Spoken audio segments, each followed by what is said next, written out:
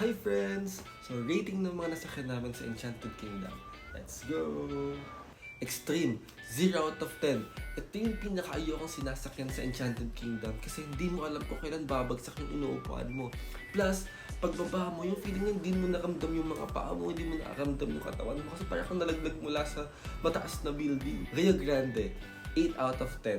Masaya tong sakyan lalo na pagsama-sama kayo ng mga friends mo.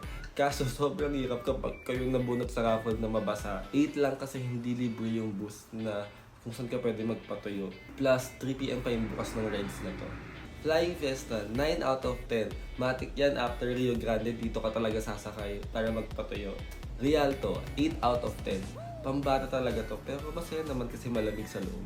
The Grand Carousel, 6 out of 10. Pambata rin tong rides na to. Pero kung gusto mong mag-emote at mag-photoshoot, sakyan mo to. Wheel of Fate, 8.5 out of 10. Sobrang saya